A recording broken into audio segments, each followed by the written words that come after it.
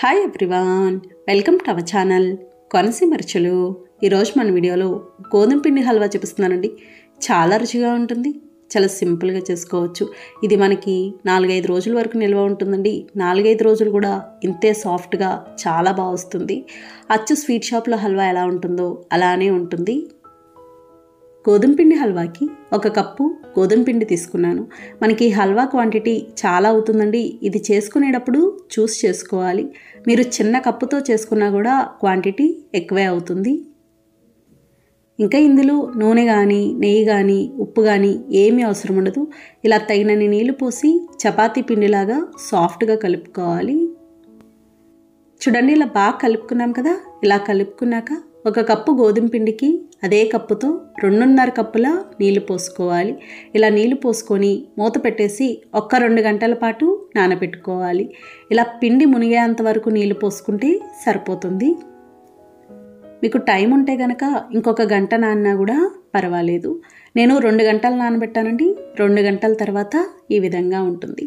చూడండి, బాగా సాఫ్ట్గా అయినట్టుంది కదా. ఇప్పుడు ఇది బాగా కలుపుకోవాలి.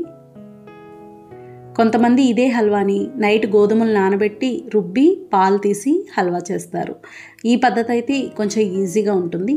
చూడండి, ఇలా బాగా కలుపుకున్నాం కదా. ఇలా కలుపుకొని ఏదైనా స్ట్రైనర్లోకి తీసుకొని గోధుమ పాలు తీసుకోవాలి.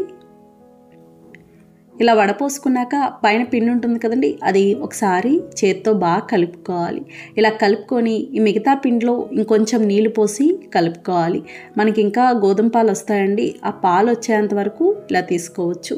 నీళ్ళు కూడా మరీ ఎక్కువ పట్టదు. ఇది మరీ పల్చగా అయినా కూడా మనకు ఉడకడానికి టైం పడుతుంది.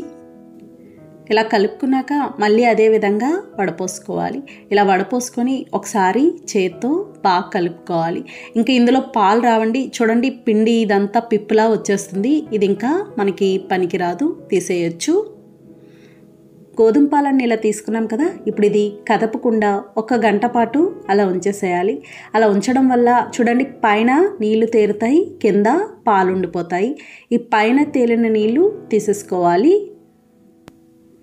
గిన్నెను ఎక్కువ కదపకుండా పైన నీళ్ళు మాత్రం తీసుకోవాలి. మీకు తెలుస్తుంది, తెల్లగా వస్తున్నాయంటే కనుక పాలు వచ్చేస్తున్నట్టు. అలా చూసి తీసుకోవాలి. చూడండి, నీళ్ళన్నీ ఇలా తీసుకున్నాం కదా. ఇప్పుడు ఈ పాలతో హల్వా చేసుకోవచ్చు. ఇదే విధంగా గోధుమ పిండికి బదులుగా మైదాతో కూడా చేసుకోవచ్చు.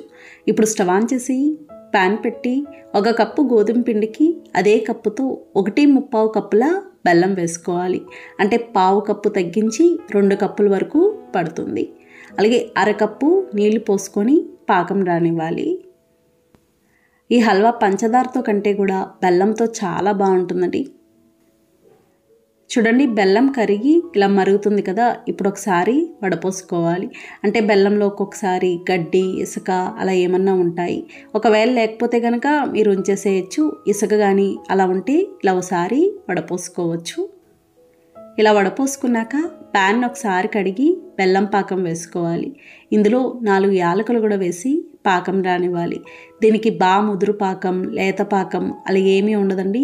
బెల్లం కాస్త చిక్కబడి దగ్గర పడినట్టు అవుతుంది. అలా వస్తే సరిపోతుంది.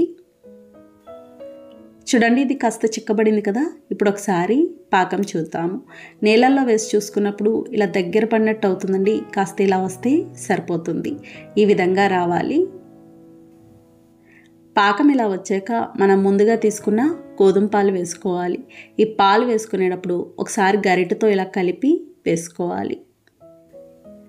గోధుమ పాలు వేసాక మీడియం ఫ్లేమ్లో దగ్గర పడే వరకు ఉడికించుకోవాలి. కలుపుతూ ఉండాలండి, అడుగంటకుండా ఉంటుంది. అలాగే ఇది దగ్గర పడడానికి కాస్త టైం పడుతుంది. మనం ఈ హల్వా చేసుకునేటప్పుడు కూడా మందపాటి గిన్నెలో చేసుకోవాలి, అడుగంటకుండా ఉంటుంది. ఈ పాలు పోసాక బెల్లం పాకం ఉండకట్టినట్టు అవుతుంది. కంగారు పడక్కర్లేదు. ఇలా కలుపుతూ ఉంటే అది కరిగినట్టు అవుతుంది. చూడండి, కొద్ది కొద్దిగా దగ్గర పడుతుంది కదా. ఇలా బాగా దగ్గర పడే వరకు కలుపుతూ ఉండాలి. చూడండి ఇది ఇలా బాగా దగ్గర పడింది కదా, ఈ విధంగా ఉడకాలి.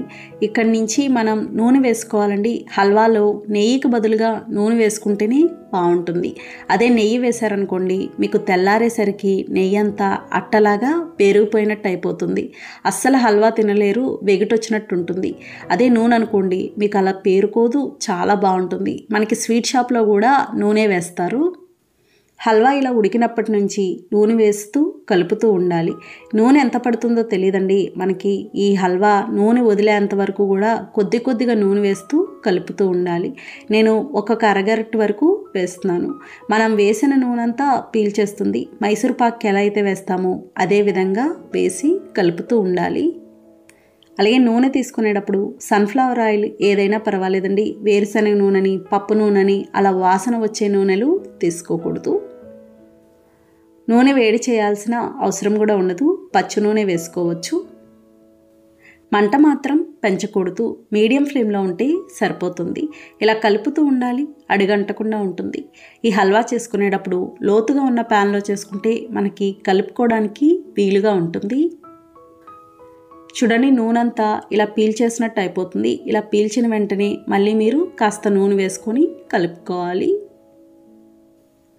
చూడండి కొద్ది కొద్దిగా దగ్గర పడుతుంది. మనకి ప్యాన్కి అంటుకోకుండా అంచుల వెంబడి నూనె వచ్చింది అంటే హల్వా తయారైనట్టే.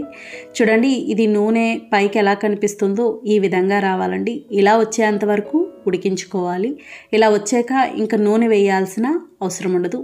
హల్వా ఇలా నూనె వదిలింది అంటే మనకి తయారైనట్టే. ఇలా వచ్చాక చివరిగా ఒక స్పూన్ నెయ్యి వేసుకోవాలి. అలాగే చిన్నగా కట్ చేసిన జీడిపప్పు ముక్కలు వేసుకోవాలి. ఇవి పచ్చి జీడిపప్పేనండి, వేయించాల్సిన అవసరం ఉండదు. నెయ్యి జీడిపప్పు వేసి బాగా కలుపుకోవాలి. ఇంకొక 5 నిమిషాల పాటు అలా కలుపుకుంటే సరిపోతుంది. మీకు తెలుస్తుందండి, రంగును బట్టే స్టవ్ ఆఫ్ చేసుకోవచ్చు. చూడండి రంగు పూర్తిగా మారిపోయింది కదా, ఈ విధంగా రావాలి. ఇలా వచ్చింది అంటే తయారైనట్టే. ఇప్పుడు స్టవ్ ఆఫ్ చేసుకోవాలి. చల్లారేక ఇంకాస్త గట్టిపడుతుంది కాబట్టి ఇలా ఉన్నప్పుడే స్టవ్ ఆఫ్ చేసుకోవాలి. ఇంతేనండి, గోధుమ పిండి హల్వా తయారైంది. చాలా చాలా బాగుంటుంది. మీరు కావాలి అనుకుంటే ఏదైనా ఒక బాక్స్లో వేసుకొని చల్లారేక ముక్కల్లా కూడా కట్ చేసుకోవచ్చు. నచ్చిందండి ఈ వీడియో? మీకు నచ్చితే లైక్ చేయండి, షేర్ చేయండి, కామెంట్ చేయండి. Thank you for watching.